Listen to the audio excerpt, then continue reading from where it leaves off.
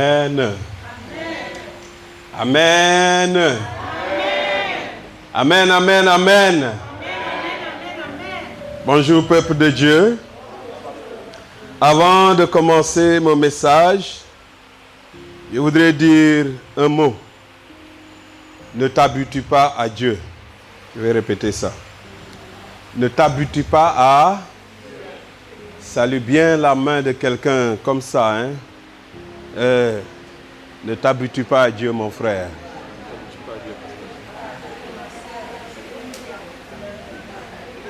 Est-ce que vous deux vous êtes salués? Voyez, vous vous habituez à Dieu. Quand on s'habitue à Dieu, on néglige Dieu. Dieu devient son ami. Dieu devient un copain. On pense qu'on peut se comporter avec Dieu comme on veut. Et puis on rate beaucoup de grâce. Quand tu es ami de quelqu'un, pourquoi la Bible dit « Nul n'est prophète chez soi » ? Pourquoi ? Parce qu'on est habitué à soi.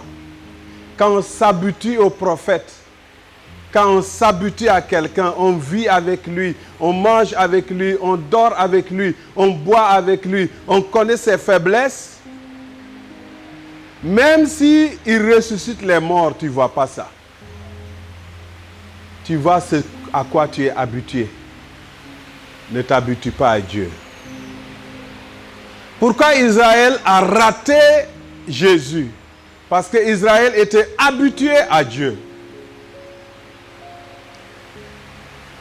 Ce n'est pas ça mon thème. Hein? Mon thème ce matin, c'est « Ne me juge pas à cause du présent ». Je le répète. Mon thème de ce matin, c'est « Ne me juge pas à cause du présent ». La Bible dit dans Jean chapitre 5 qu'il y avait une piscine à Jérusalem. Et la piscine s'appelait en hébreu Bethesda. Et cette piscine-là, un ange du Seigneur descendait de temps à autre. Et l'ange agitait l'eau. Et celui qui entrait en premier était guéri. Au point que tous les malades de la ville venaient établir leur demeure à côté de la piscine. Ça fait partie de la révélation générale. Une piscine. La piscine olympique. Là-bas au point E. Tout Dakar et tout le Sénégal savent qu'un ange du Seigneur vient. Je vais vous dire. Ici au Sénégal, il y a des lieux où on a dit, personne n'a pas la preuve. On a dit seulement que Marie est apparue là-bas. Chaque année, on va faire le pèlerinage là-bas.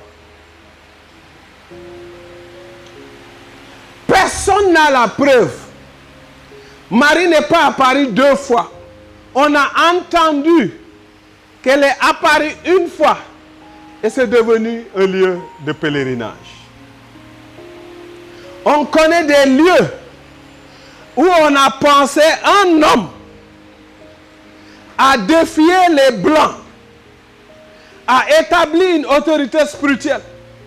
Et chaque année, des millions de personnes vont là-bas. Si ici au Sénégal, c'était établi que chaque année, un ange de Dieu descend à la piscine olympique. Je ne dis pas les malades, mais l'ange n'aura plus la place pour descendre. On va aller occuper la plage. Même ceux qui sont en bonne santé vont aller faire une ceinture. Et la Bible dit clair, chaque année un ange venait. Ce n'était pas simplement que l'ange vient. Mais parmi les malades, le premier qui entre, quelle que soit la maladie, tu es guéri. Combien de guérisons dans la ville qui marchent et qui savent qu'ils ont été guéris à Bethesda, là où l'ange descend. Mais Israël ne pouvait pas voir ça. Israël, Jérusalem, où Dieu a mis une piscine et Dieu envoie son ange par an, eux, ils sont aveugles. Ils ne reconnaissent pas la gloire de Dieu. Ils ne peuvent pas discerner la puissance de Dieu. Et puis un homme est là, malade depuis combien d'années? Pardon? Comment on écrit 38? 38 ans. C'est presque le temps que Israël a fait dans le désert. Hein? Il y a beaucoup dans la salle qui n'ont pas 38 ans. Hein? Mais c'est toute sa vie presque qu'il est malade. On ne parle pas de son âge, mais il est malade depuis 38 ans. Sa maladie est si dure qu'il cherche juste à se rouler pour entrer dans la piscine. Écoutez, sa maladie est si dure qu'il ne peut même pas rouler et entrer dans la piscine. Maintenant, imaginez quelqu'un qui est malade, qui ne peut même pas rouler et entrer dans la piscine, et qui n'a pas quelqu'un pour le jeter dans l'eau, mais qui cherche à se jeter dans l'eau. Oh! Si vous jetez un malade qui ne peut même pas se lever dans l'eau, vous le tuez. Lui, il veut se jeter dans l'eau. Regardez la foi de cet homme.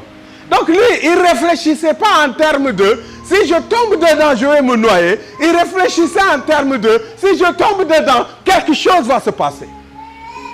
Et je vais me relever.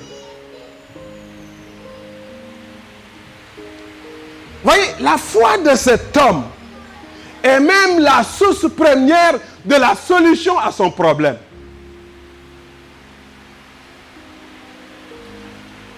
Parfois, même Pierre, quand Jésus lui a dit « Viens », il a vu les vagues de l'eau, sa foi a changé.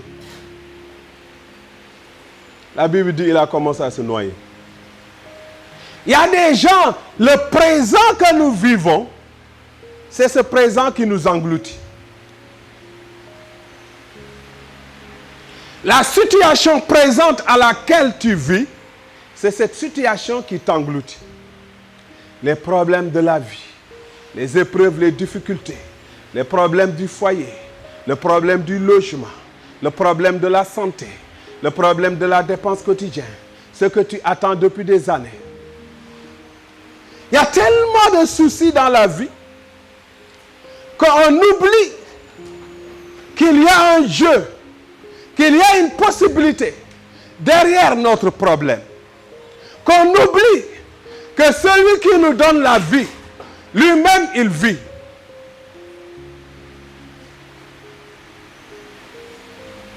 Alléluia. Parfois, on oublie. Vous savez, le soleil, son rôle, c'est d'éclairer la terre. Mais quand il y a les nuages, est-ce qu'il éclaire la terre? Hein? Qu'est-ce que les nuages font? Les nuages font écran entre le soleil et la terre devient un peu. Mais est-ce que ça empêche au soleil de briller? Derrière les nuages, le soleil continue de briller.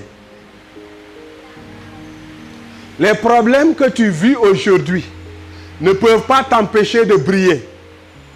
Parce que ce qui brille en toi ne vient pas de toi, ça vient de Dieu. Le Dieu qui t'a créé, avant même de te créer, ce Dieu-là a mis un dépôt en toi. Et ce dépôt doit briller.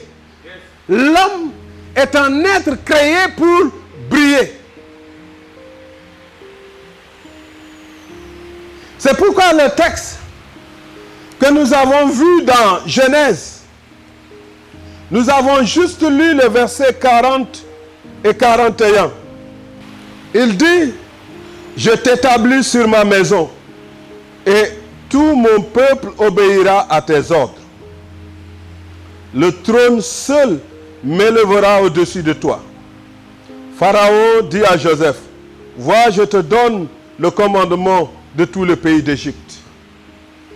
Quand Dieu a appelé Joseph, en fait, pas même appelé. Quand Dieu a appelé Abraham, il a appelé Isaac, il a appelé Jacob. Il les a donné une promesse. Et cette promesse, c'est faire d'eux une grande nation. Et que la terre entière sera bénie par eux.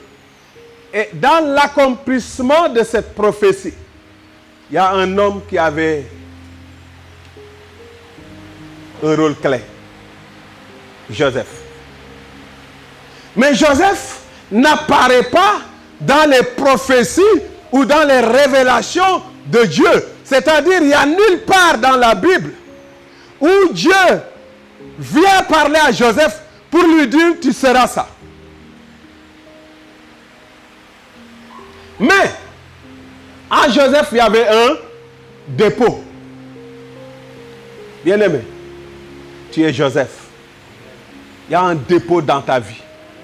Dieu t'a choisi parmi les 12 tribus d'Israël que toi, tu seras spécial. Il y a des bénédictions dans ta famille. Il y a des bénédictions dans ta nation. Il y a des bénédictions qui passeront seulement par toi. L'accomplissement de la promesse de Dieu de faire de Jacob une grande nation devait passer par Joseph. Et vous savez quoi? La vie de Joseph était compliquée. Parce que très tôt, Joseph a en lui le sentiment qu'il était important. Très tôt, Joseph a en lui les rêves. Est-ce que tu rêves?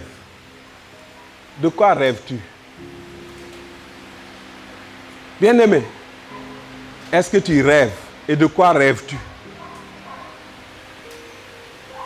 Moi, je rêve. Mais il faut que tu rêves. Et quand je dis est-ce que tu rêves, je ne parle pas est-ce que tu es couché la nuit, tu fais des rêves. Est-ce que tu as des rêves dans ta vie? Est-ce que tu as un zèle pour la vie? Est-ce que toi-même, tu es en train de prier et de parler sur toi, mais d'établir une destinée pour ta propre vie? Vous savez, quand Dieu veut opérer dans la vie d'un homme, il regarde ses propres capacités. Je vais vous choquer un peu. Quand Dieu a dit à Abraham que tu auras un enfant et de toi sortira la bénédiction de la terre, Dieu avait observé chez Abraham quelque chose. Abraham avait peur de Sarah. Abraham avait la faiblesse de sa femme. Tout ce que Abraham voulait faire, il fallait d'abord que Abraham parle à sa femme. Et Dieu s'est rendu compte, ce gars-là, c'est un poltron. Il ne peut pas accomplir ce que je veux. C'est sa femme qui lui dit, je te donne femme, renvoie cette femme. C'est sa femme qui lui conduit. Dieu dit, le gars est poltron. Moi, je veux un homme fort qui va me faire des nations. Quand Isaac est arrivé, Isaac est tombé comme son père, net.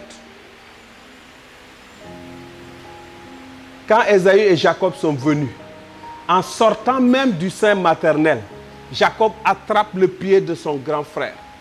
Il lui dit, tu ne dois pas me devancer. Cette vie où on va, moi aussi je veux être utile là-bas. Dès que Ésaü a eu faim, Jacob lui dit, je te donne à manger, mais je prends le droit de naissance. Dès que Jacob est allé chez son oncle Laban, Jacob a commencé à voler les biens de son oncle. Laban était tortueux, mais Jacob était beaucoup plus tortueux que son oncle. Il y avait un professeur qui me disait, si ce n'était pas Dieu, je ne veux même pas que mon fils porte le nom de Jacob. Tellement Jacob était un homme tortueux. En plus, c'était un homme qui aimait les femmes. Et Dieu a dit, ah voilà le gars, lui là, c'est lui qui va me faire 12 tribus. Pour une femme, il a travaillé 7 ans. Il ne trouve pas la femme, il recommence 7 ans. Dieu dit, c'est lui le gars.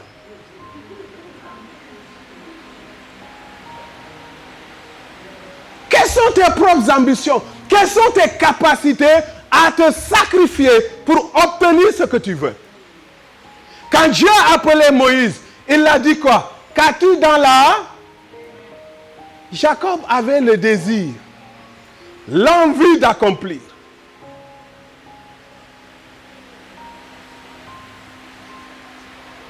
La volonté de se sacrifier.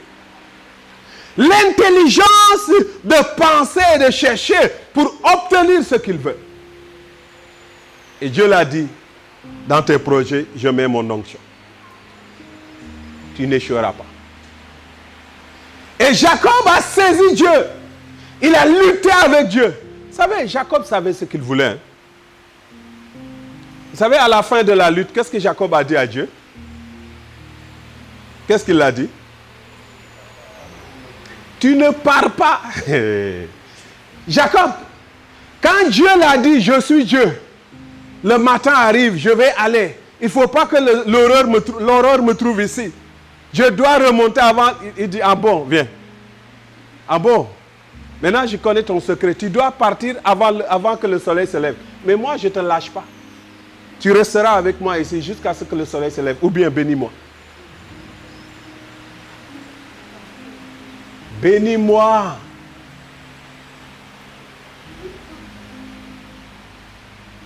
Je ne vais pas te dire, mais le matin, moi j'ai réfléchi sur beaucoup de situations. J'ai réfléchi sur une situation, et j'étais seul dans la chambre et je rigolais. Ma femme est entrée, elle m'a dit, pourquoi tu ris? Et je lui ai raconté pourquoi je ris. Puis je lui ai dit, ah, tu sais te chercher, hein? Je m'arrête là-bas. Elle se cherche dans une affaire et j'ai observé l'affaire et je dis, ah, femme, tu sais te chercher, hein? Mais c'est très bien. Je ne juge pas, je ne condamne pas. Il faut savoir se chercher. Quand tu te cherches, Dieu te trouve. Jacob a commencé à rêver au point que ses frères lui dirent le rêveur. Et il a fini où? Premier ministre des États-Unis d'Amérique. La première puissance du monde à l'époque, c'était l'Égypte. La femme, Jésus est venu la trouver, pas la femme, le monsieur de Bethesda. Jésus lui dit, veux-tu être guéri? Vous savez, Jésus était un homme bizarre. Lisez la Bible. Regardez quand Jésus parle. Il est bizarre. Quelqu'un qui est paralysé, 38 ans de maladie sur un corps, il y a des séquelles.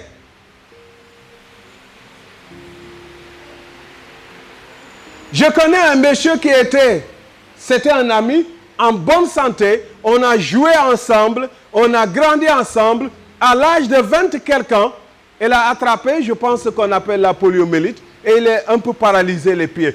Au début de la maladie, les pieds ne pouvaient plus tenir, mais les pieds restaient ses pieds. Mais 10 ans, 15 ans après, les pieds sont devenus minces. 38 ans de maladie. Il y a les stigmas de la maladie sur le corps de cet homme. Jésus regarde cet homme, au lieu de le guérir, lui Jésus, il sait qu'il a le pouvoir de le guérir, il sait qu'il est là pour le guérir, mais il lui demande, veux-tu être guéri? Si tu veux rien, Dieu ne peut rien pour toi. Malade couché au côté là. Les pieds sont faibles. Lui-même, il ne peut pas rouler. Il n'a personne pour le soulever. Et puis Jésus arrive, tout ce qu'il trouve à lui dire, c'est comme si tu trouves quelqu'un qui a faim et que tu sais qu'il a faim et toi tu as à lui donner à manger. et tu lui dis, veux-tu manger?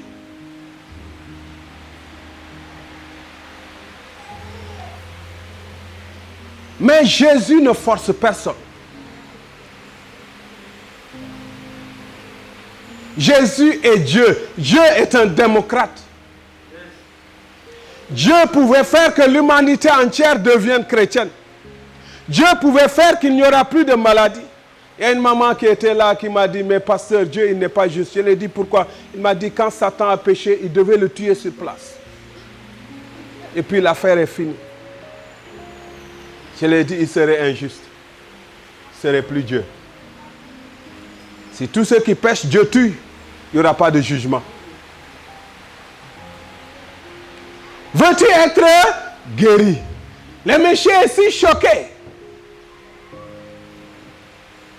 de cette question. Mais l'attitude du monsieur prouve que lui aussi, il connaissait qui est l'homme qui est devant lui. Il dit, Seigneur, il n'est pas habitué à Jésus. Ne sois pas habitué à Dieu. Tu vas rater ton miracle. Il pouvait dire, mais tu sais que je suis là pour être guéri. Tout Israël savent que quand on vient ici, c'est pour être guéri. Jérusalem entier savent ça. Tous ceux qui sont couchés là, c'est pour être guéri. Nous cherchons à entrer dans... Non, il n'a pas dit ça. Il a dit, Seigneur, mon problème, c'est que je n'ai personne. Oh, je vais te dire quelque chose. Quelle que soit ta situation, ne dis pas je n'ai personne. Vous savez, il y a des gens qui sont issus de famille, ils n'ont personne. Il y a des gens qui sont issus de famille, tu as le bras long. On t'ouvre des portes. On te tire vers le haut. Tu as tout ce que tu veux. Je suis allé un jour, quand Samuel et Daniel étaient plus petits, je pense même, pas Daniel, Bénédicte, je pense même, Daniel n'était pas né. Je suis allé dans mon village où je suis né, chez nous, dans la maison où j'ai grandi. Les enfants ont joué jusqu'à 16 h, on a dit on va rentrer. Et Samuel m'a demandé, mais papa, comment tu as fait pour naître ici? Bien-aimé, c'était le bled, c'est le bled. Vous connaissez le bled? La brousse de la brousse. Moi, là où je suis né et grandi, ma femme est là, mes enfants sont là, ma nièce est là. Jusqu'à aujourd'hui, il n'y a pas de robinet pour boire. Ils vont le matin au puits porter l'eau sur la tête. Moi, j'ai foré un puits devant ma maison maternelle, paternelle où j'ai né. J'ai payé, on a fait un puits pour que les femmes n'aillent plus faire 2-3 km porter l'eau. Là-bas, on porte l'eau sur la tête.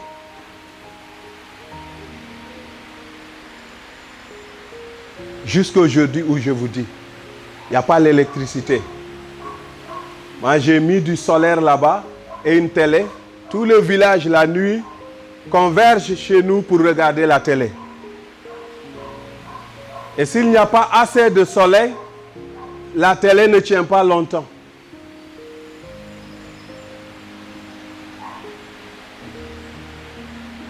Oui. C'est ça la vérité. Le gars, je peux dire comme ce malade, je n'ai personne pour m'aider. Je n'ai personne pour m'aider. C'est ce qu'il a dit à Jésus. Seigneur, je n'ai personne pour m'aider. Je vais te dire ce matin, si tu n'as personne pour t'aider, il y a un Dieu dans le ciel pour toi. Ne dis pas je n'ai personne. D'ailleurs, je vais te dire plus. Ne compte pas sur les gens. Ne compte pas sur les gens. Parce que ta destinée, Dieu l'a établie avant que tu ne naisses. Je suis avec le frère ici. Quand je suis arrivé dans une église que je nommerai pas, il y avait beaucoup de missionnaires. Mais si tu es dans la mission et tu travailles dans la mission, il faut être sous le parrain d'un missionnaire. Ce missionnaire-là, tu travailles directement avec lui. Tu l'appelles papa. Quand il y a la réunion des missionnaires, ceux qui travaillent dans la mission et qui ont un papa qui est missionnaire, c'est lui qui te protège. Si tu fais une bêtise, il te protège, on ne te renvoie pas. Sinon, tu fais une bêtise, la première, on te renvoie. Dans les réunions, tu ne poses pas de questions. J'ai dit à quelqu'un, la première fois qu'il y a eu une réunion, je venais d'arriver 1 an après 2 ans, j'ai posé à un missionnaire une question tellement dure, pas que sur son travail. Quand on a fini, il m'a attrapé, il m'a amené dans son bureau. Il m'a dit, est-ce que c'est tel missionnaire qui t'a demandé de me poser telle question? J'ai dit non. Il a recherché, il a su que moi, je suis avec personne. Je suis un homme neutre et il sait ça. J'étais un homme neutre, je n'ai pas de couverture, c'est Dieu ma couverture, je ne dépends sur personne. La dame dit, je ne dépends de personne, j'ai personne pour m'aider. Je vais te dire ce matin, si tu ne dépends de personne, si tu as peur de ta destinée, si tu as peur de ton avenir, parce que ton père n'a pas le bras long, parce que ta maman n'a pas les moyens, parce que dans ta famille, il n'y a pas quelqu'un de riche, parce que tu es en train de dire comment je vais faire, parce que tu te poses des questions, il y a un Dieu pour toi. Vous savez quoi? Pour être guéri à l'époque, il faut entrer dans la piscine. Quand la dame a dit, quand le méchant a dit, je n'ai personne pour être guéri. Vous savez ce que Jésus fait? Jésus dit, lève-toi, tu es guéri. Jésus n'a pas besoin d'une lettre de recommandation pour te donner du travail. Jésus n'a pas besoin d'une lettre de recommandation pour que tu ailles te soigner. Jésus n'a pas besoin, il n'a pas besoin que tu entres dans la piscine pour te guérir. Il dit à monsieur, lève-toi. Les gens cherchent à se mettre dedans. Maintenant, moi je te dis, lève-toi, prends ton lit, tu es guéri, va.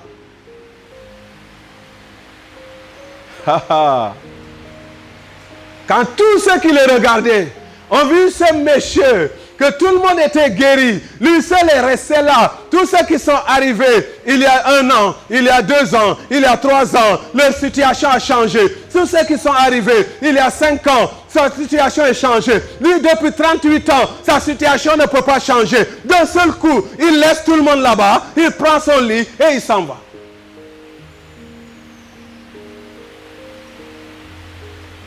Quand Dieu arrive dans ta vie, il n'y a plus de délai.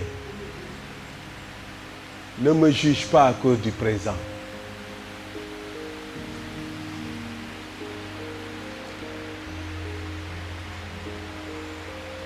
Ne me juge pas à cause du présent. Ne juge pas ta propre situation à cause de ce que tu vis.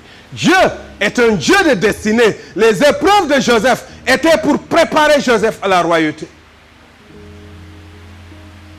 Les difficultés par lesquelles tu passes, c'est pour t'enseigner. Vous savez, en Wolof, on dit ça à Boudou Faute Bopam. Cela veut dire il n'est pas facile de parler de soi-même. Et il y a un pasteur, il était là pendant les masterclass, il venait de Fatick. C'est quelqu'un d'extrêmement actif. Ma femme sait, il est très connu ici, dans le milieu. Il s'appelle pasteur Paul Senghor. Il est très actif, extrêmement actif, dans le milieu évangélique. Et puis il me suit. Et puis, il m'a appelé, il m'a dit, pasteur, la façon dont tu travailles et les visions que tu dégages et les projets que tu proposes et ce que tu es en train de faire dans le pays m'ont un peu frappé et je suis allé faire des enquêtes chez toi pour savoir quelles sont tes racines. Et j'ai appris que tu as grandi dans ce milieu, dans ce milieu, dans ce milieu, dans ce milieu. Est-ce que tu sais que je suis allé interroger telle personne pour te connaître?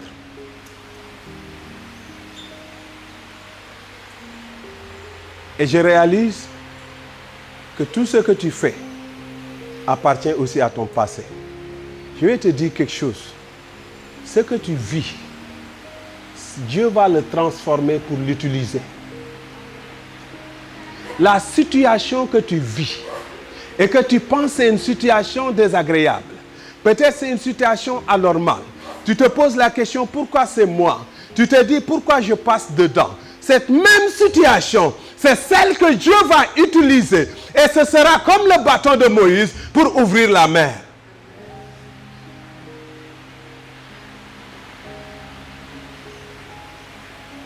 N'accepte pas qu'un homme, n'accepte pas qu'une femme te méprise ou te juge par rapport à ton présent. Parce que Dieu a une autre destinée. Parce que Dieu a des destinées que dans Luc chapitre 23, si vous regardez le verset 43. Écoutez bien ce que le texte dit. Il dit, Jésus lui répondit, je te le dis en vérité, aujourd'hui tu seras avec moi dans le... Il s'agissait de qui? D'un brigand. Qui est le plus grand brigand du Sénégal? À l'époque, il y avait un qu'on appelait Boy Djiné. Même on le met à Rebeuss, il saute Rebeuss, il sort. Il y a Dikon. Oui, oui. Un gars difficile. Même la police a peur. On le met en prison, mais on a peur que lui, il va échapper. Et il échappe pendant 6 mois, il roule avec eux dans Dakar. Un brigand qui a tué. Un brigand qui fait la drogue. Un brigand que la société ne veut pas. Un brigand que la police ne veut pas. Un brigand que l'État ne veut pas. Le dernier jour de sa mort, Jésus lui dit, aujourd'hui, moi le Dieu vivant, tu vas être avec moi au paradis. Mon frère, ne juge pas. Ma soeur, ne juge pas. On ne sait pas ce que demain sera.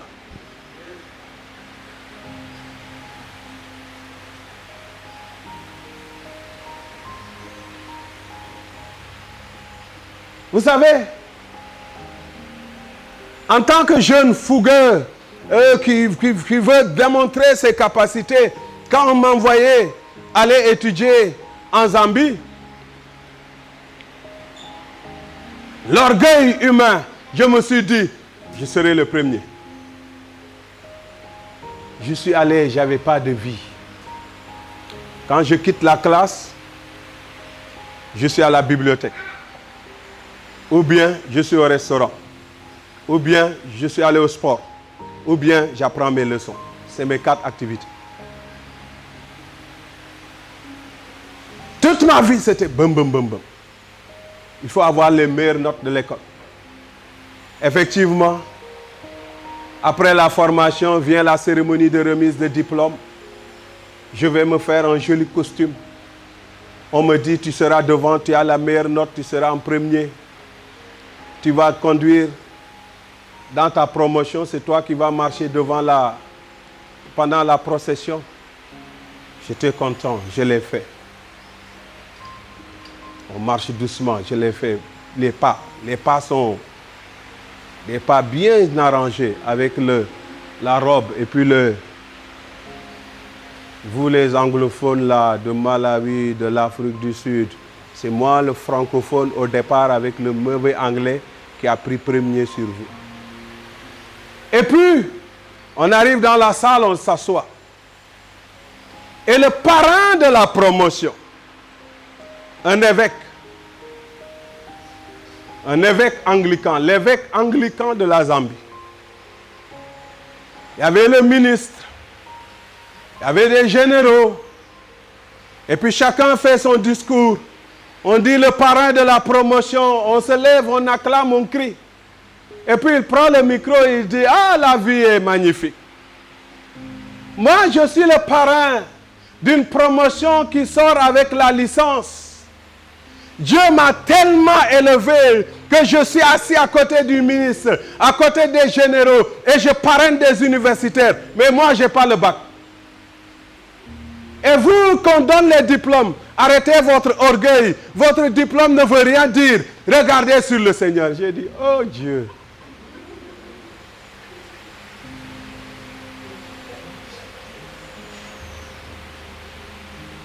Cet homme, donc dans mon cœur, là où je suis assis, je ne pense plus à mon diplôme. Je suis en train de dire à Dieu, donc Seigneur, cet homme, tu l'as amené parrain pour me briser.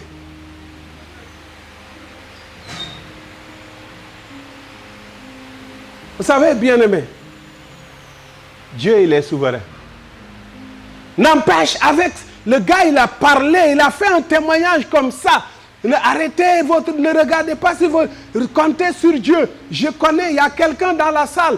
Moi, Dieu m'a dit que toi, tu es là pour ton diplôme. Mais Dieu a dit, il va t'élever. Ne regarde pas sur le diplôme. Ne compte pas sur... Il a parlé, c'était net, c'est moi. N'empêche, quand on a pris le diplôme, on est revenu. J'ai pris mon diplôme. Toutes les personnes qui étaient des amis, les personnalités, des pasteurs, des missionnaires, j'ai pris mon diplôme. Je suis allé jusqu'à Thiès pour présenter mon diplôme.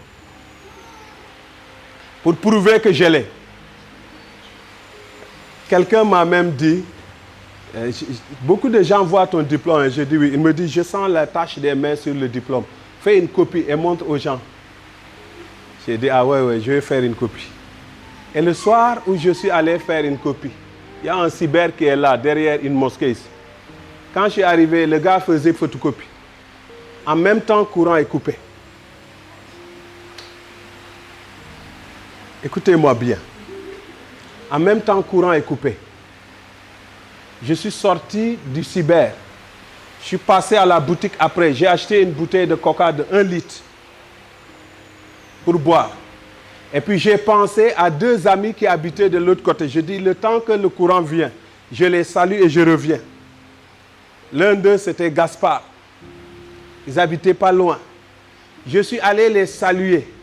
Quand je suis arrivé devant la maison, j'ai sonné. Il y avait 4 personnes derrière en civil.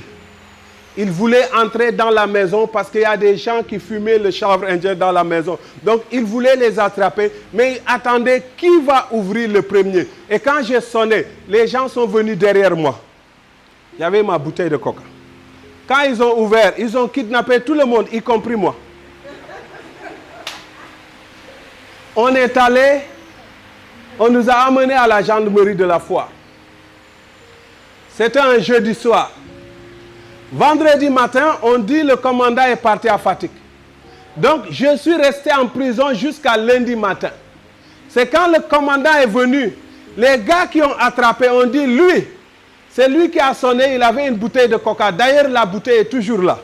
On n'est pas sûr s'il fait partie de ceux qui fument ou pas. Moi, j'ai dit non, moi, je ne fume même pas la cigarette. Ils ont dit, laissez-le partir. Mais quand je suis sorti de prison, j'ai fait 3 mois, 4 mois. J'ai même oublié mon diplôme. C'est 4 mois après, j'ai pensé, même j'étais parti pour mon diplôme. Je suis venu, j'ai demandé au gars qui gérait. Il m'a dit, ah, moi j'avais fait les copies, je laisse. Mon diplôme est disparu jusqu'à aujourd'hui.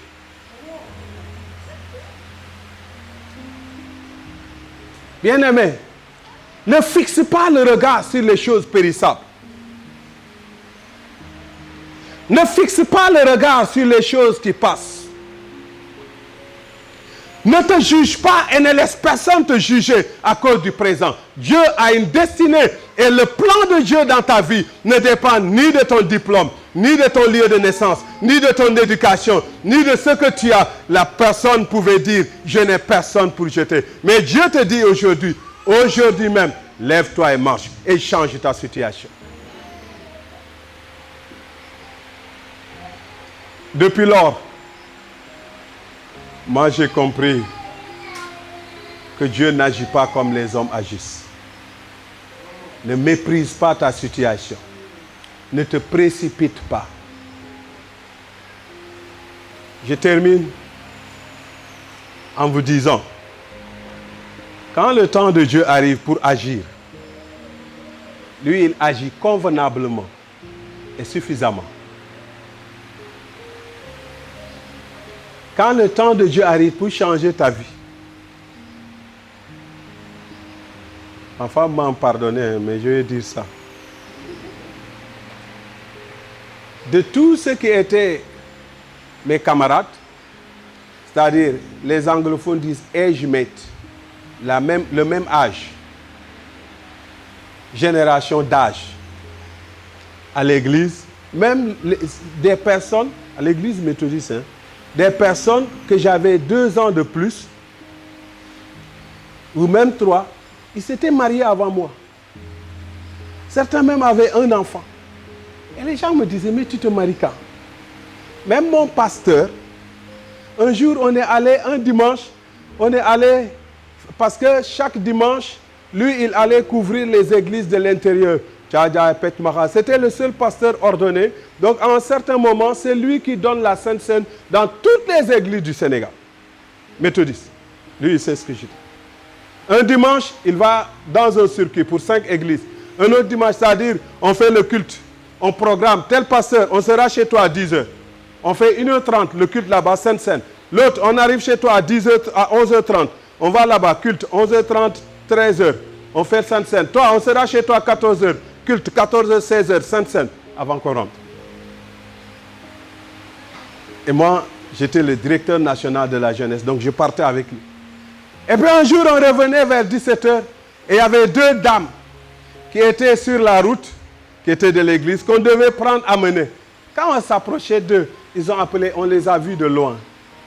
Le pasteur m'a dit, puisque tu ne peux pas trouver femme, il faut prendre une pièce de 100 francs, sur un côté tu donnes le nom de l'autre femme, sur l'autre côté tu donnes, tu jettes sur qui ça va tomber, tu la dragues.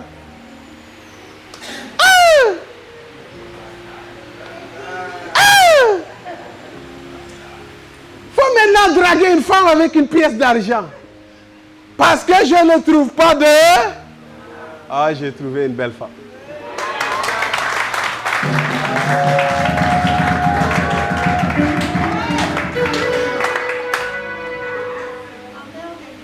Hein? Et la mère des mères. Oui. C'est toi qui me disais, jette une pièce d'argent. Pour savoir quelle est de cette femme celle qu'il faut prendre. Ah! Et puis certains me disaient, tu vois, même tes petits frères ont des enfants. Tu risques toi de marcher dans la jeunesse avec les fils de tes petits frères. Mais quand je me suis marié, c'est ça que je dis, elle me pardonne. Quand je me suis marié, les petits frères qui avaient 1, qui cherchaient 2, moi j'ai fait 3.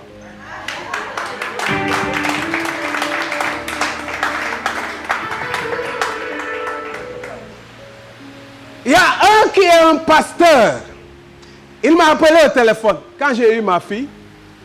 Et que quand Daniel est né, il m'a appelé. Il m'a dit, tu as un garçon. J'ai dit oui. Il m'a dit, ah, toi là aussi. J'ai dit, c'est quoi? Il dit, tu as un garçon, tu as une fille, tu as un garçon. Moi, j'ai jeûné même pour avoir une fille. Dieu m'a donné que seulement 2 garçons. J'ai essayé pour avoir une fille, j'ai un 3e garçon. Oh! Ne me juge pas à cause du présent. Parce que quand mon temps arrive, Dieu planifie dans ma vie. Je ne me fatigue pas. Il dit, tu n'as pas besoin de te jeter à Bethesda. Lève-toi et prends ton lit et marche. Et enfin, je termine avec Marc chapitre 16, verset 9. La Bible est très précise. La Bible dit, Marc chapitre 16, verset 9. La Bible dit, Jésus, étant ressuscité le matin du 1er jour de la semaine, apparut d'abord, dis avec moi d'abord. Dis avec moi d'abord moi. Il dit, apparut d'abord à Marie de Magdalena, de laquelle il avait chassé 7 démons. Ce n'est ni à Pierre, ni à Matthieu, ni à Luc, ni même à Marie, sa mère. C'était une femme possédée qui avait 7 démons que l'on fuyait. On disait il est malade. Il était possédé. C'est cette femme que Jésus a sauvée. Mais c'est cette femme que Jésus l'a ressuscité. Vous savez, quand Jésus est ressuscité, il a revêtu la gloire divine. C'était une femme possédée qui a vu cette gloire en première. Bien-aimé, j'ai envie juste de dire, les plans de Dieu sont insondables. Vous savez, c'est important. Hein? Quand j'étais en Zambie, je jeûnais, je l'ai déjà dit. C'est pourquoi j'encourage les jeunes qui entrent dans le ministère à avoir un plan de vie personnel dans la prière et le jeûne. Moi, Dieu m'a fait grâce. Au moins pendant 15 ans, chaque semaine, je jeûnais 3 jours. Et je faisais mes propres veilles. Et il y a des gens qui me combattaient dans le surnaturel, spirituellement. Et on se connaissait. Un d'eux aussi était un prêtre anglican du Ghana. Vous savez ce qu'il m'a dit un jour? Il m'a dit, tu as peur du péché parce que tu es un repentant. Bon, comme l'expression était un peu nouvelle pour moi, j'ai pensé qu'il me disait que tu te repens de tes péchés. Je lui ai dit, pourquoi tu le dis? Je suis repentant de quoi? Il m'a dit, tu n'es pas un chrétien d'origine. Tu n'as pas, dans ta naissance, il n'y a pas la chrétienté. Tu viens de l'islam.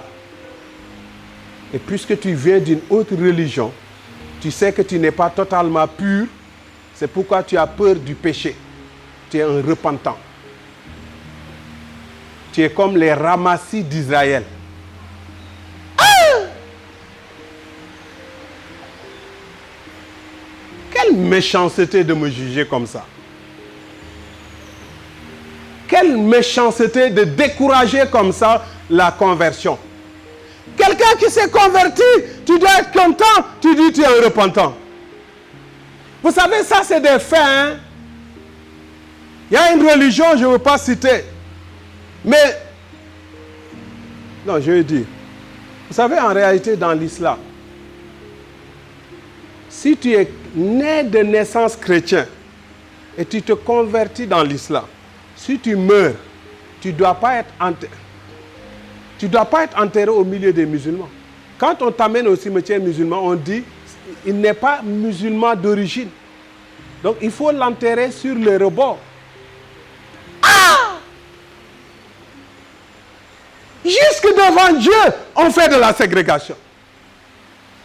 Jusque devant Dieu, on fait nos propres jugements. Moi, j'ai dit aux gars, en tout cas, je suis un repentant et je me suis totalement repenti. Mais toi, tu n'es pas encore repenti parce que moi et toi, on est là. Et toi, tu es prêtre. Et toi, tu portes la soutane le dimanche. Mais toi, tu as 4-5 copines ici, on connaît. Mieux vaut que tu commences à te repentir. Parce que moi, le repentant, quand on va arriver devant Dieu, et toi, tu entres avec tes copines, Dieu risque de te vomir. Ne me juge pas à cause du présent. Bien-aimé, que personne ne te juge à cause du présent. Dieu a une destinée pour ta vie. Dis à quelqu'un, ne me juge pas à cause du présent.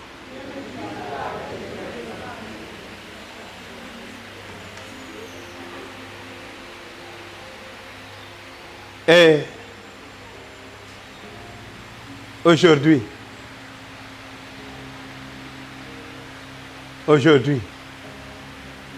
je bénis le nom du Seigneur.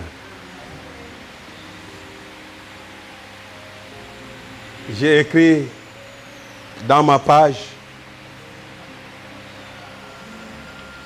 qu'il y a des pasteurs qui trient leur message. Et c'est la vérité. Il y a des gens, ils ont mangé l'argent du franc-maçon, ou ils ont mangé l'argent des LGBT, ou ils ont mangé l'argent de tel, ou ils ont mangé l'argent de tel, qu'ils ne sont pas libres. Parce que pendant les moments difficiles, ils ont pensé que c'est l'homme qui change la vie des hommes. Ils n'ont pas pu attendre la main de Dieu. Toi qui es jeune femme, toi qui es jeune homme, ne prends pas aucune compromission pour la réussite de ce monde. Ne te vends pas.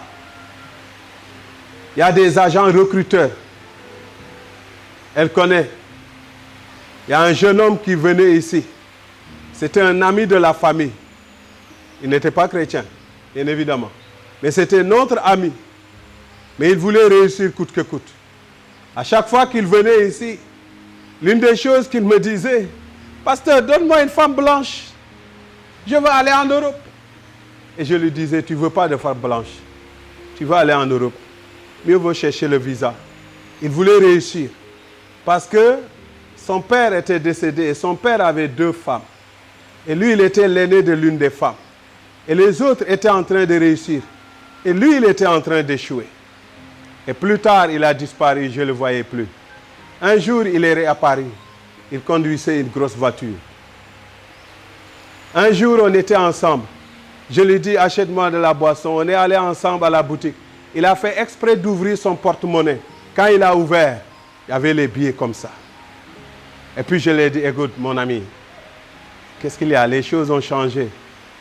Il m'a dit, c'est l'œil. Il dit, dis-moi, quel œil? Il me dit, le grand œil. L'œil qui voit tout. Si tu veux, je t'aide. Il était déjà compromis. Il a vendu son âme au diable. Il est devenu bien-aimé. Rien ne te pousse à changer ta vie. Ne te compromets pas. Que personne ne t'attire dans une secte. Que personne ne t'attire dans quoi que ce soit. Parce que personne ne te juge à cause de ton présent. Dieu a une destinée pour toi. Que le Seigneur vous bénisse. On va se tenir debout, on va prier. Père éternel, Dieu Tout-Puissant, c'est toi le Dieu qui change nos destinées. Il y a des hommes et des femmes. Parfois, oh Dieu, la vie est tellement cruelle et difficile que nous cherchons coûte que coûte une solution. Tu es le Dieu qui tient notre destinée entre tes mains. Tu changes les vies. Tu donnes de nouvelles opportunités.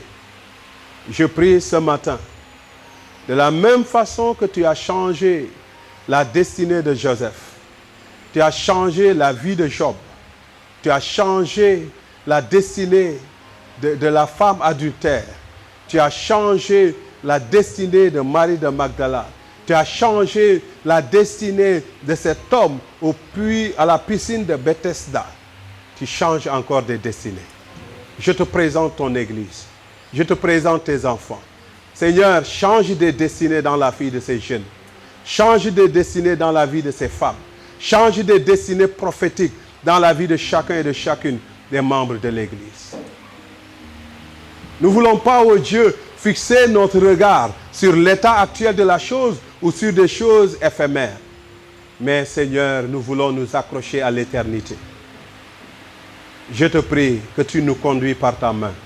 Dans le nom de Jésus-Christ, le Fils de Dieu. Amen.